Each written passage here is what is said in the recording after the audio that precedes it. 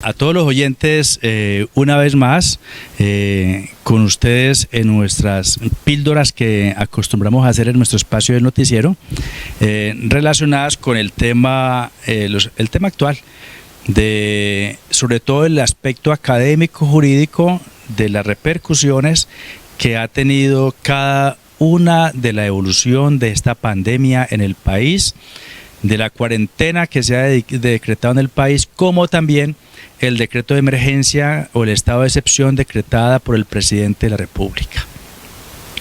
Primero vamos a hacer una especie de resumen en este espacio de lo que ha pasado. Primero, desde la Constitución del año 1991 hasta la presente, se han decretado 14 estados de excepción, de emergencia, pero ninguno tan grave como este.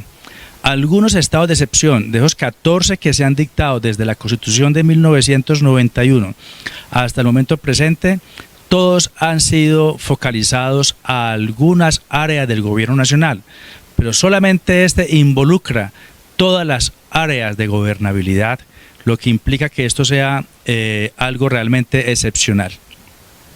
En segundo lugar, desde el momento en que el presidente, en este momento actual, decretó el estado de emergencia, se han dictado hasta el 1 de abril 31 decretos, pero en el transcurso del 1 de abril a ayer 4 de abril se han dictado otros decretos más, es decir que van cerca de 35 decretos.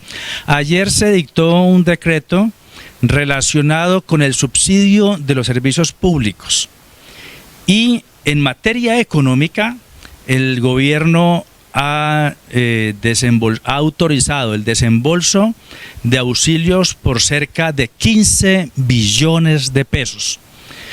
De esto desde el punto de vista estrictamente de la academia. Entonces yo le ruego el favor a los oyentes y a los que me siguen en las redes que por favor entiendan esto con la objetividad de un académico. Soy un académico, soy un abogado litigante. No trabajo para ninguna empresa pública. Mi trabajo es litigante independiente y me encanta la academia, y entonces desde ese punto de vista hago los anuncios, o más bien hago el análisis de cada una de las posiciones adoptadas por el gobierno nacional, para no especular ni enredar a la gente, sino decirle lo que está pasando. Ahora, en materia de análisis jurídico, ¿qué está pasando? La Corte Constitucional, que es el estandarte de la ley, de la Constitución, se ha pronunciado en algunos momentos, últimamente se ha pronunciado pidiéndole al gobierno que por favor le dé algunas explicaciones. Yo haría la lectura de ese comportamiento de dos maneras. Una de ellas es, ¿está la Corte facultada para eso? La respuesta contundente es sí. La Corte sí está facultada y está en la obligación de hacerle estas exigencias al gobierno. Lo que me parece insólito es que le haga preguntas al gobierno que realmente no parece que provinieran de la preparación académica de estos juristas. Preguntarle al gobierno qué ha pasado con el asunto económico de la baja del precio del crudo del petróleo y con la alza del dólar. Preguntarle al gobierno estadísticamente cuál es el grado porcentual del comportamiento del COVID-19 en Colombia en relación con los demás países del mundo.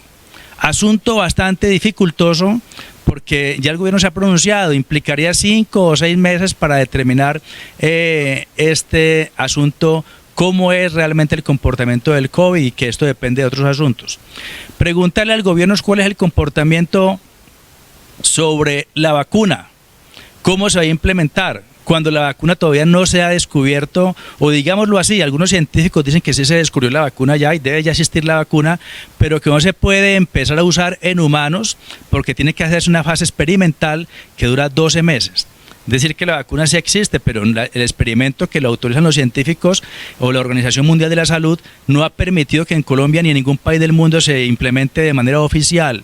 Entonces, preguntas como esta realmente traen un total desacierto y un desconcierto en la población.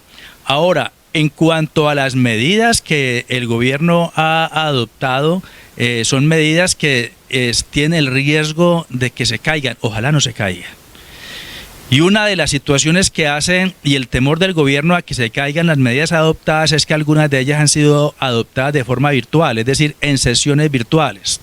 El gobierno en pleno no está trabajando físicamente, no lo puede hacer.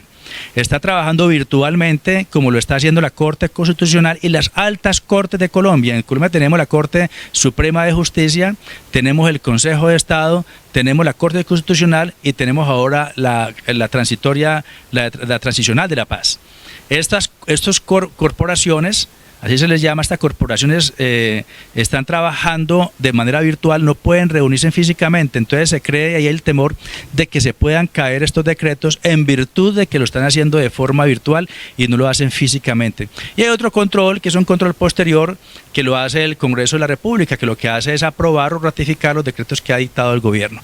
Este es como el resumen de lo que podemos hablar hoy día de la situación de la pandemia, de los decretos que ha expedido el gobierno, cuántos ha dictado, a qué están dedicados, y el último, que es el de ayer, está relacionado con el subsidio del servicio de energía y de gas.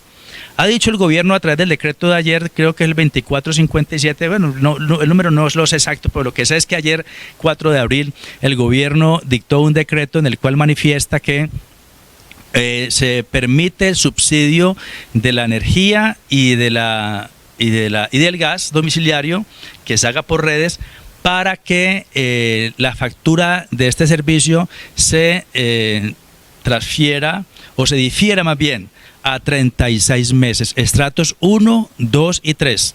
Y también establece un subsidio hasta el 10% del consumo de energía y de gas para los estratos 1 y 2, que llega hasta un nivel del 10%. Y también establece y faculta a los entes territoriales, es decir, a los alcaldes, para que en cada municipio estos puedan asumir este subsidio o asuman el pago de los servicios públicos de energía y de gas a los estratos 1 y 2, y deja voluntariamente la posibilidad de que los estratos 4, 5 y 6 ofrezcan voluntariamente un subsidio para las familias que viven en los estratos 1 y 2. Es algo voluntario, pero ese decreto lo establece y esos son mecanismos o disposiciones que establece el gobierno para poderle tender ayuda a las personas que son de escasos recursos económicos. Y de otro lado también establece una línea de crédito con un interés del 0% para un auxilio de liquidez o un crédito de liquidez para las empresas prestadoras de servicios de energía y de gas. Este es el decreto que salió ayer. Hasta ahora estos son los decretos que se han dictado y de esa manera podemos actualizar a las personas en el aspecto de lo que ha pasado con las medidas que ha adoptado el gobierno, el impacto social de las medidas del gobierno, las medidas frente a los servicios públicos y el control de legalidad por parte de la Corte Constitucional en el aspecto de las medidas que adopta el gobierno. La crítica que como abogado litigante y académico le hago a las medidas que adopta la Corte Constitucional es que realmente son insólitas. Los invito a que lean el periódico El Tiempo virtual, en la cual se resumen realmente estas posiciones y me parecen gravísimas. Y de otra parte, quiero invitar a todos los académicos, a los que somos procesalistas en derecho civil, para que participemos hoy por las redes en un espacio Facebook Live, para que participen a partir de las 5 de la tarde en una conferencia virtual de carácter académico que dictarán los profesores Miguel Enrique Rojas y otros grandes académicos procesalistas de Colombia, que a través de forma virtual estarán dando una charla que se llama El comportamiento jurídico en la época del COVID. Lo podemos hacer a través del Facebook Live a partir de las 5 de la tarde y pueden participar con las preguntas. Las preguntas las pueden hacer antes de las 4 de la tarde y creo que jueces, magistrados, litigantes, todo el mundo del derecho podemos participar de esa gran conferencia.